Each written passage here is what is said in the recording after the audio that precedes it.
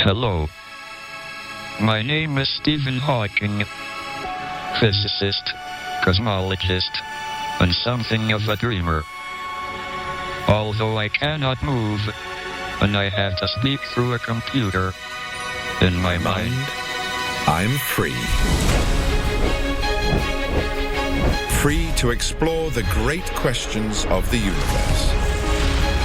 Such as, is there a meaning to life?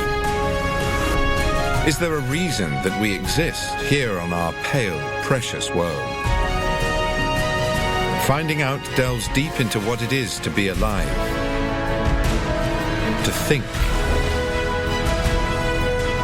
to be a human being, right to the limits of reality itself. check it out.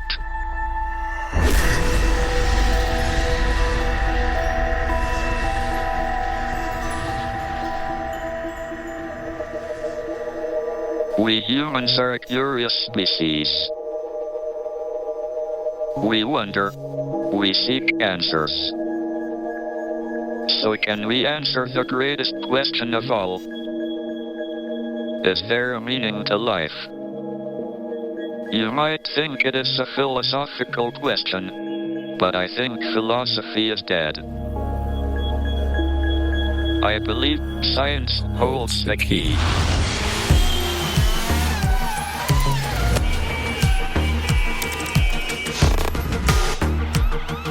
Science has changed everything. Not just the world around us, but how we see ourselves.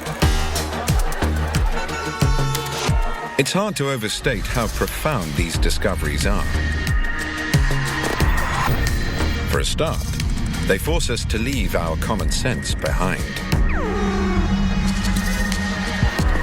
When we look at the human race clearly and objectively,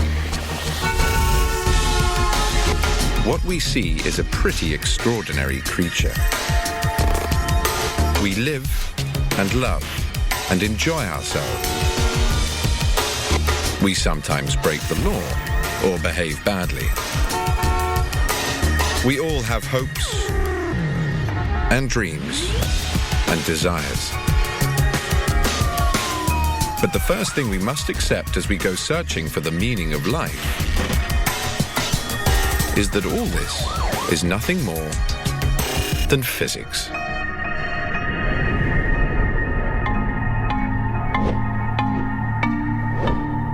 You see, the entire universe works according to the laws of nature, such as gravity. These laws control everything, from the inner workings of atoms to the collisions of colossal galaxies. I see no reason why we tiny humans should be the exception to the rule. After all, we are made of the exact same materials, operating to the very same principles. So the challenge is to explain what humans really are and how we, small, insignificant beings, relate to the enormous, ancient, and rather beautiful universe that produced us. Only then, I think, can we discover if there is a meaning to our lives, and perhaps even what that meaning is. The first person to make any real headway with this thorny question was a man by the name of René Descartes. You may know Descartes as the father of modern philosophy, but I consider him to be a pioneering forefather of science. Descartes proposed that humans are made of two distinct components, the body and the mind. He made careful anatomical drawings of the body. He saw it as a complex biological machine. But he was certain the mind was different. He proved this with a simple thought experiment. He tried to imagine that he had no physical body, as if he was floating around like a ghost.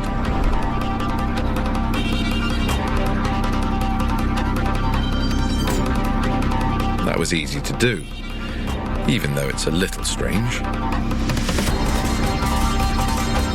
Then he tried to imagine having no mind.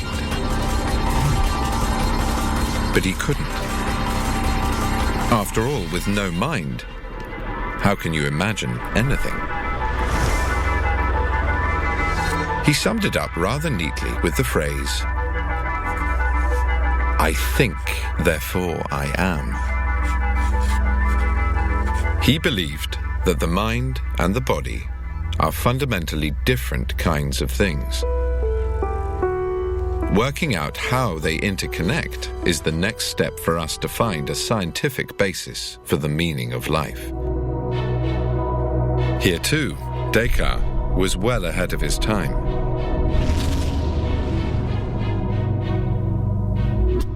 He suggested the mind was connected to the body at the pineal gland, a small lobe at the top of the spine. Although he wasn't entirely right, Descartes was pretty close. We now know that the conscious mind is created by the brain as a whole, an organ of such stupendous complexity that I find it mind-boggling.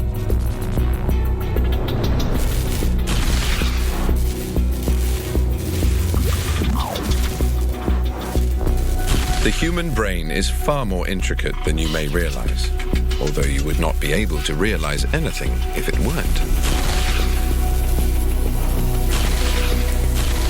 It contains as many brain cells as there are stars in the Milky Way, 100 billion, give or take a few. These cells are coupled together, creating more connections than there are galaxies in the known universe. It may seem that studying the brain is a job for neuroscience, but since the brain is governed by fundamental forces like electromagnetism, then thinking itself ultimately boils down to physics. Fast, complex physics.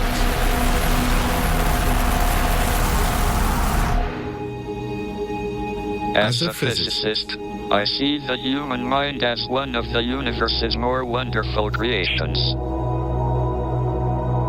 It's understanding how the mind is aware of that universe that will lead us to finding out whether there is meaning to it all.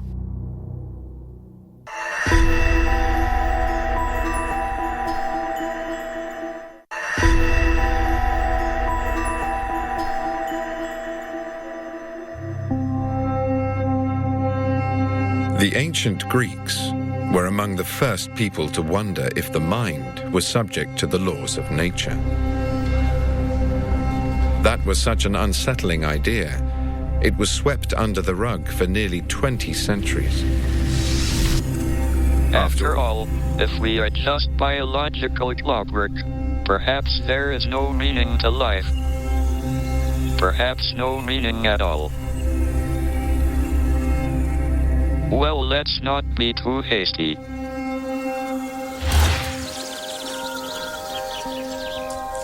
Take a typical human scene here in Cambridge. 3 people having a pleasant day out on the River Cam, which winds its way between the colleges. These people, whose bodies are controlled by their brains, can interact with each other, appreciate each other and their surroundings. They might even decide to play a song or fall in love. Their world is not without meaning. Quite the opposite. Their world is full of meaning. To them, even a simple glance can be laden with meaning.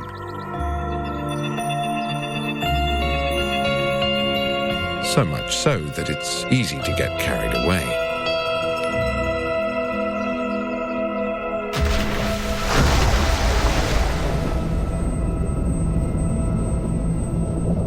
So finding out where the meaning is a problem for science.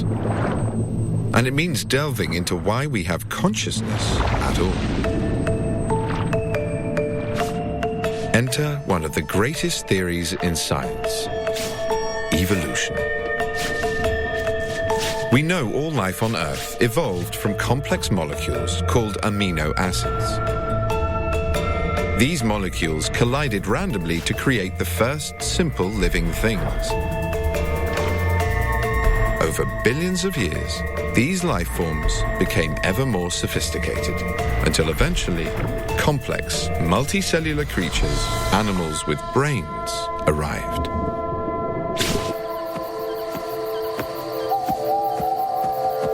Complex animals need brains in order to process large amounts of information. They need to be able to react to the world around them and even plan ahead.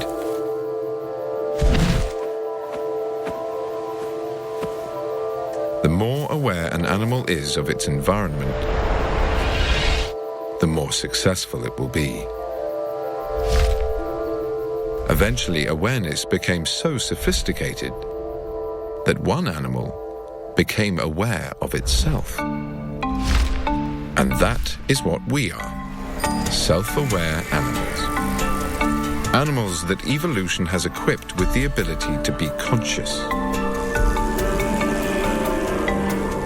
But how is this possible? How can a biological structure possess the ability to think, to feel, and to assign meaning to things? Not easy questions to answer. But there are theories about how consciousness could arise.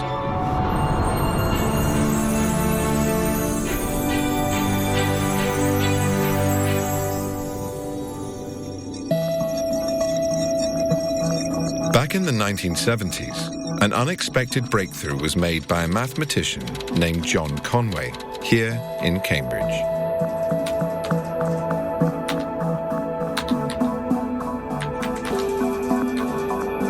He devised something called the game of life, a simple simulation that shows how a complex thing like the mind might come about from a basic set of rules.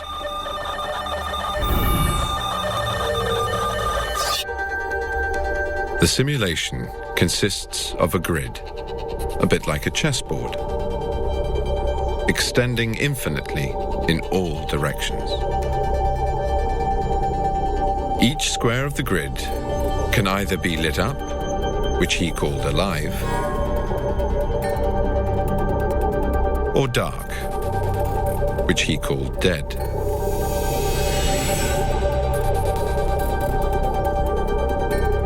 Whether a given square is dead or alive depends on what is happening in the 8 other squares that surround it. For example, if a living square like this one has no living squares nearby, the rules say it will die of loneliness. If a living square is surrounded by more than 3 other living squares, the square will also die of overcrowding.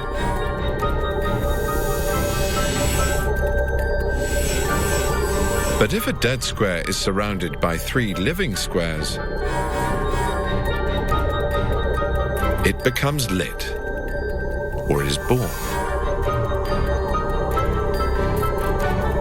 Once you set an initial state of living squares and let the simulation run, these simple laws determine what happens in the future. The results are surprising.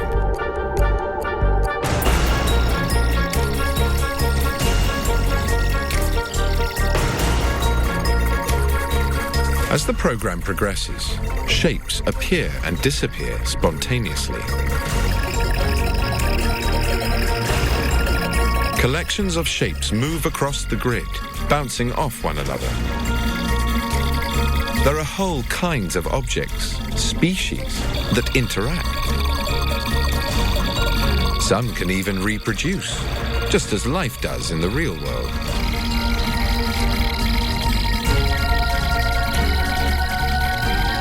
These complex properties emerge from simple laws that contain no concepts like movement or reproduction. It's possible to imagine that something like the game of life, with only a few basic laws, might produce highly complex features. Perhaps even intelligence. It might take a grid with many billions of squares, but that's not surprising. We have many hundreds of billions of cells in our brains. So I think the human mind and the meaning it creates arise from a large, complex system operating to fairly simple rules, which means Descartes was right. The body and mind are different. The body and the brain are made out of physical matter. The mind is a product of the ever-changing state of this matter.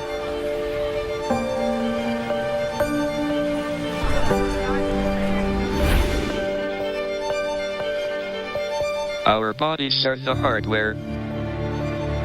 Our minds are the software.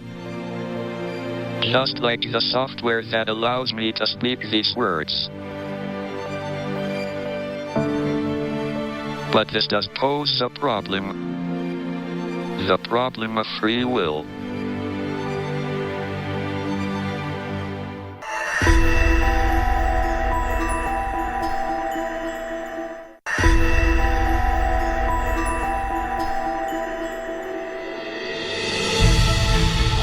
When I was a young man, my father wanted me to become a doctor like him, but I chose to study physics instead. Looking back, I'm pleased, because as things worked out, I would have made a pretty useless doctor. So I made the right choice. Or did I choose at all? Perhaps I am deluded about my own free will. After all, if my mind follows the strict rules of nature, maybe the path I chose was predetermined. In fact, scientists have already discovered that our decisions to do something can be affected by many things, not least electricity. Now, I do hope you're not squeamish, but let's imagine watching a surgical procedure called awake brain surgery. It's used to treat neurological disorders.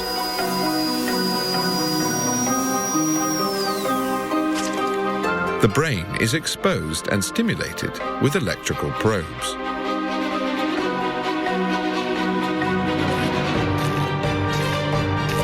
The urge to move a foot, hand, or face can be artificially triggered by electrically exciting appropriate regions of the brain. All it takes is about 3.5 volts in the right place. The patient may think he has made a choice, but in fact the surgeon made it for him. We can imagine a future where advanced technology could allow the doctor to control someone's thoughts. Perhaps even make them fall in love. The unfortunate subject would believe he was acting out of free will. But the opposite would be true. It's all just physics in the brain. For many people, this idea is a horrific thought, for it seems to deny our basic humanity and would turn us not only into machines, but machines that can be controlled, conceivably, for evil means.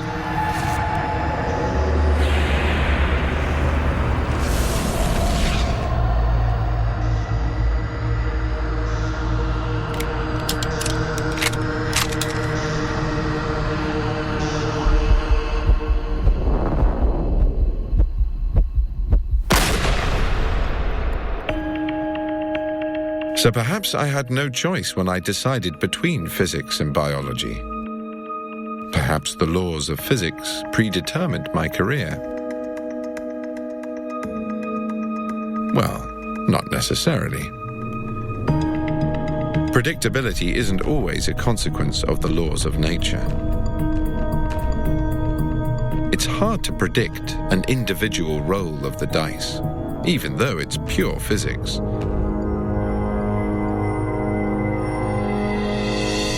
Scale that up to a really complex system, and predictability becomes impossible.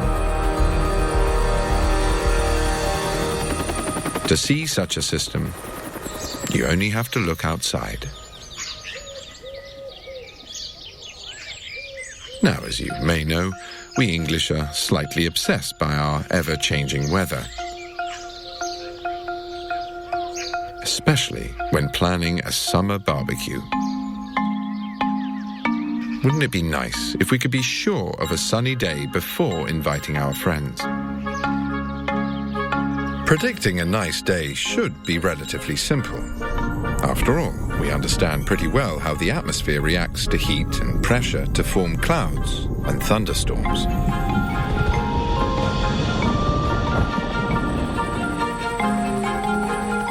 But no matter how hard we try to compute all the details, it is impossible to say exactly what the weather will be at any particular place and time.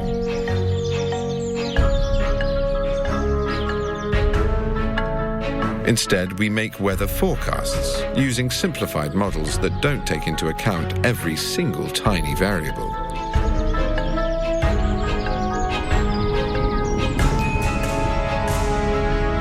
But tiny variables can have big consequences. So if a butterfly flaps its wings too hard in the Amazon, the barbecue might be a washout.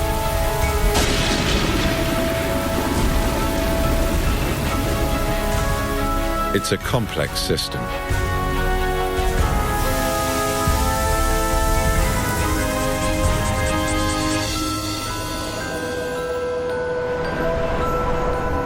I think our brains are just another complex system.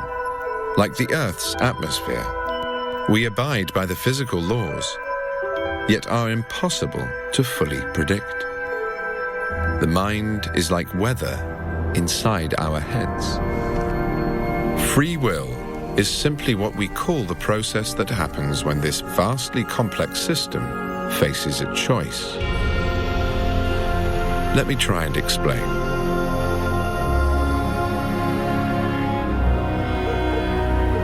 Imagine a man wakes up at night and feels thirsty.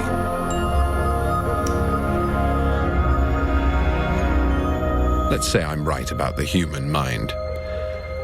And this man's brain is working according to the laws of nature.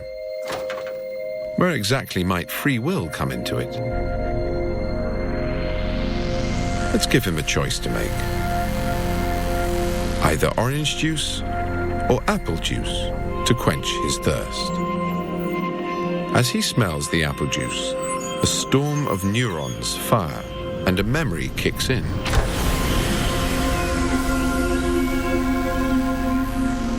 He is reminded of a special moment in an apple orchard. And his mind is made up. So his choice is not surprising. He had to make a decision. He chose. And that is what we call free will. But it's all still a matter of physics.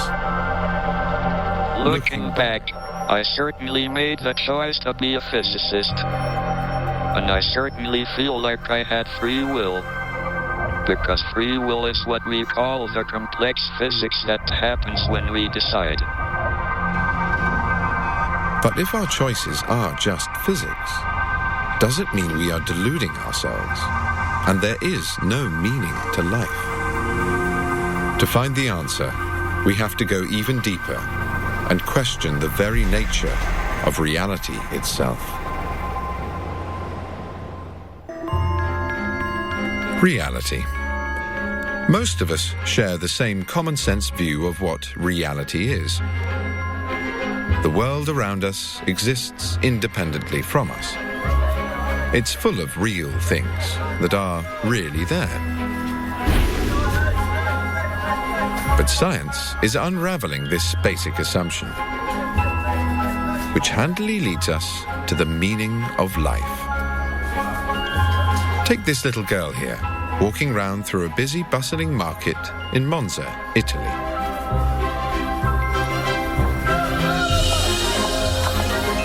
Her reality is a riot of sound, colour, taste, and smell, all based on the many bits of information her senses are feeding her brain.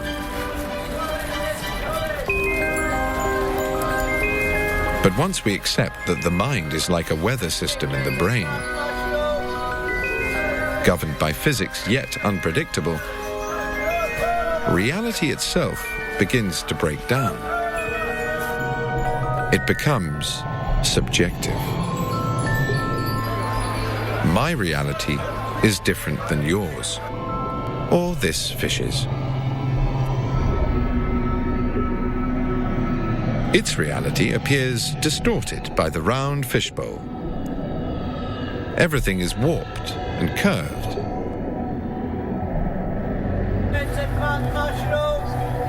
In Monza, they thought it was so cruel to keep fish in such a distorted reality that they actually banned round fishbowls.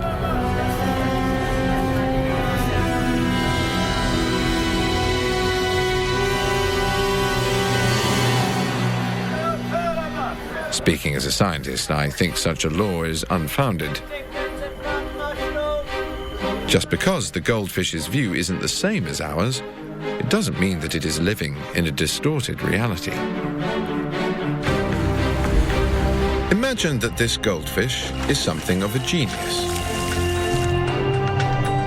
Even though he sees the world differently than we do, he could still work out the laws of nature. The mathematics would be more complicated to account for the distorted perspective, but the physics would be the same.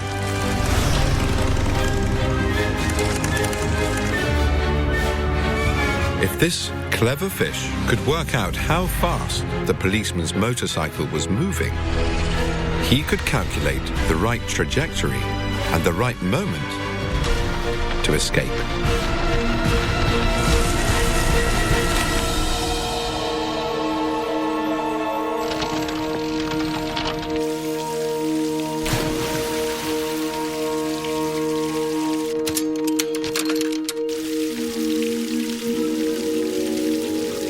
I don't think that one reality is more valid than another. And that means that reality itself is in the mind of the beholder. When you think about it, even our point of view is far from perfect. It may seem that human eyes, for example, are pretty good at seeing the world around them. But in fact, they're not so great. Our eyes only see a small area with good resolution, an area the width of your thumb when held at arm's length. The eyes then send electrical signals to the brain down the optic nerve. The area where this nerve connects to our eyes means we have two blind spots in our vision. But we don't perceive a blurry world with two black holes. This is because of the incredible organ that is our brain. Our brains fill in the gaps, transforming the crude signals from the eyes into a three-dimensional model of the outside world. It is these mental models that each of us call reality.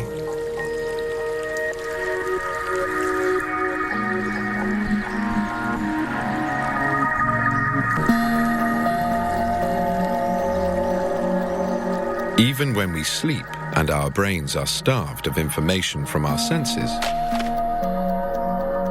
we can build whole realities where anything is possible.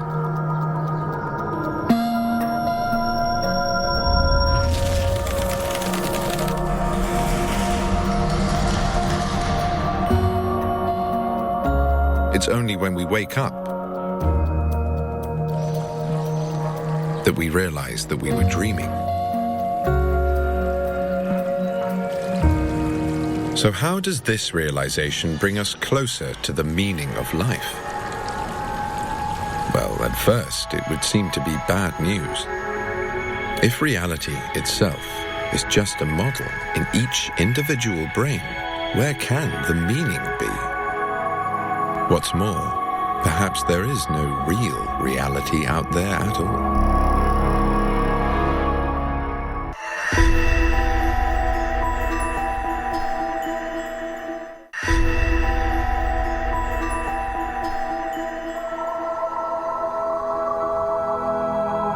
It may seem crazy to doubt that our concept of reality is true. But I think to find the meaning of life, we must answer the question: is there an independent reality or not?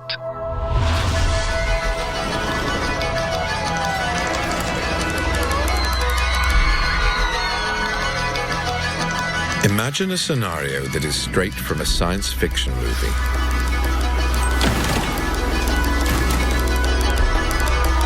The world around you is actually nothing more than an elaborate fabrication of some unknown, superior intelligence. A giant supercomputer provides you with all your senses, from what you see to what you smell, hear, and touch. But in fact, you have no senses. Your body does not exist. You are just a brain in a jar. It may sound bizarre, but this is a genuine scientific hypothesis called the simulation theory. For all we know, every one of our perceived realities is simply fed to us by some all-powerful supercomputer. And the simulation is so perfect that we never even notice. But here's the crux. It doesn't actually matter. It's as Descartes said, we think, therefore we are. The hamburger could be nothing more than a piece of computer code.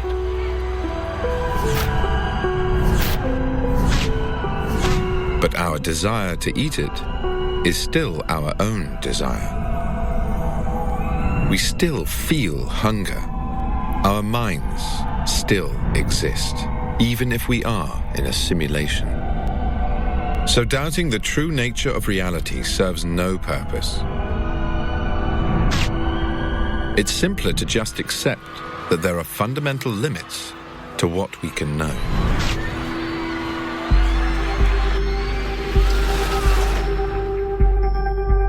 Take this table, for example. How do you know if a table still exists if you go out of a room and can no longer see it?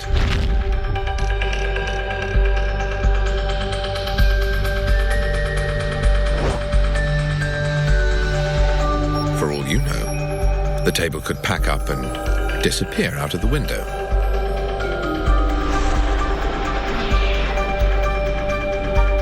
It could take a visit to the International Space Station. Perhaps even fly to the moon.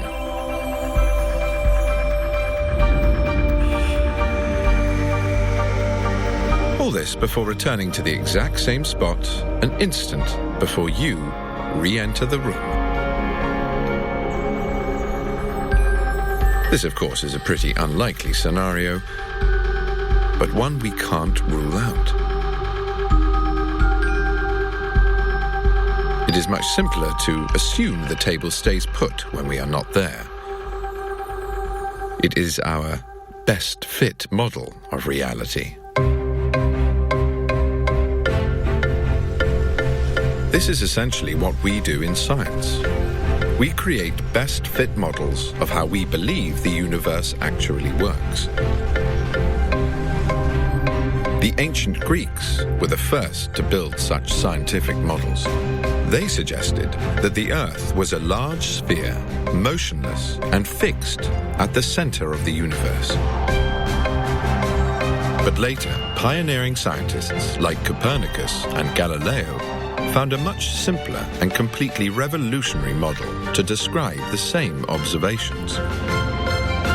They proposed that the Earth itself was spinning and orbiting the Sun at the same time, along with all the other planets.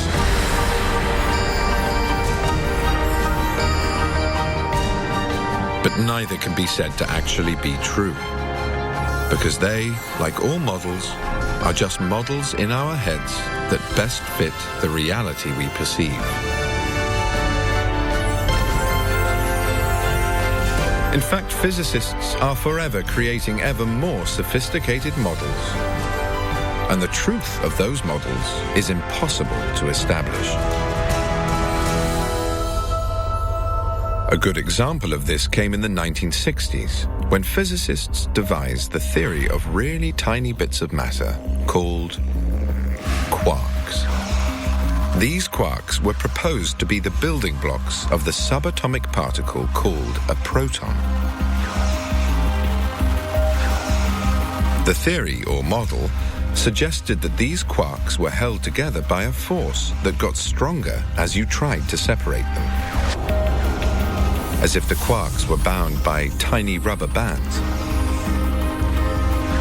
This model also implied that there is no way one can ever see a single, isolated quark. At first, some people were skeptical. If something by its very definition can never be seen, can it be said to exist? Does it make sense to say that quarks are real or not?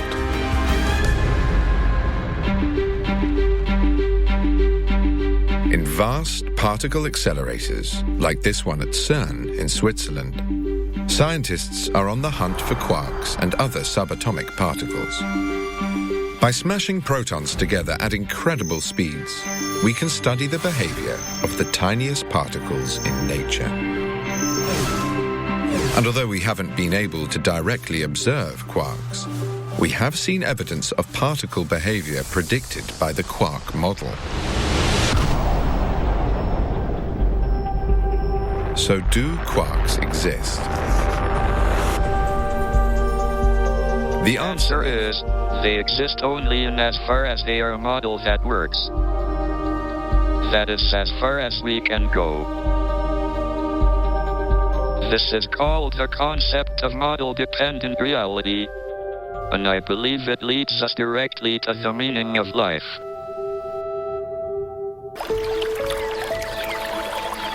To my mind, science has taught us something pretty remarkable. We humans are highly complex biological machines behaving in accordance with the laws of nature. Our brains create and sustain our conscious minds through an extraordinary network of interacting neurons. That consciousness creates a three-dimensional model of the outside world, a best fit model that we call reality. This reality is much more than what we see around us in our everyday lives. A vast array of ground and space telescopes have extended our senses, allowing us to see deep into space and build a much bigger model than ever before. As we peer further and further into the cosmos, our reality has grown bigger and bigger still.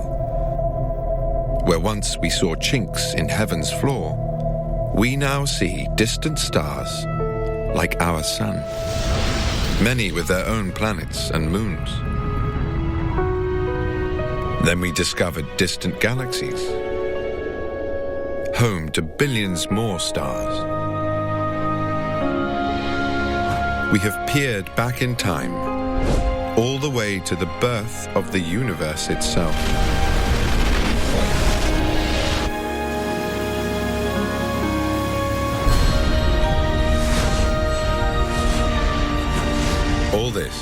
The entire 13.7 billion year history of the universe exists as a model inside our minds.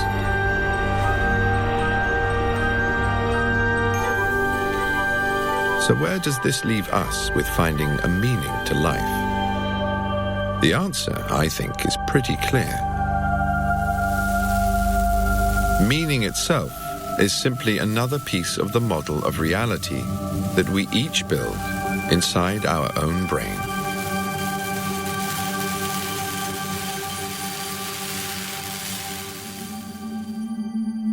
Take this mother and child. They each create their own little bubbles of reality in their conscious minds. The youngster can create a detailed mental model of his surroundings, even though he may not fully appreciate the fact he's on the 5th floor.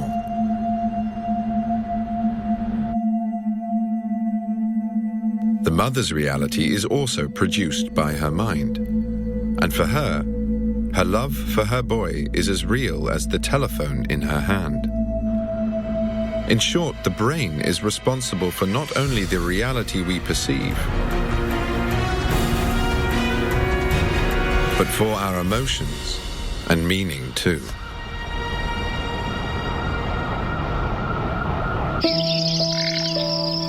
Love and honor, right and wrong, are part of the universe we create in our minds, just as a table, a planet, or a galaxy. It's pretty remarkable to think that our brains, which are essentially a collection of particles working to the laws of physics, have this wonderful ability to not only perceive reality, but to give it meaning too.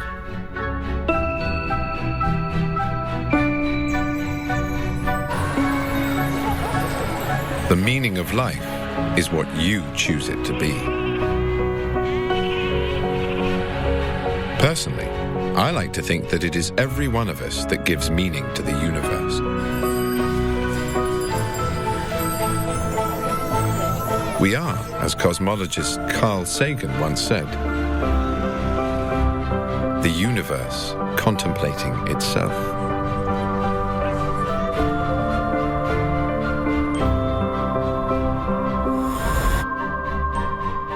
Meaning can only ever exist within the confines of the human mind. And in this way, the meaning of life is not somewhere out there, but right between our ears. In many ways, this makes us the lords of creation.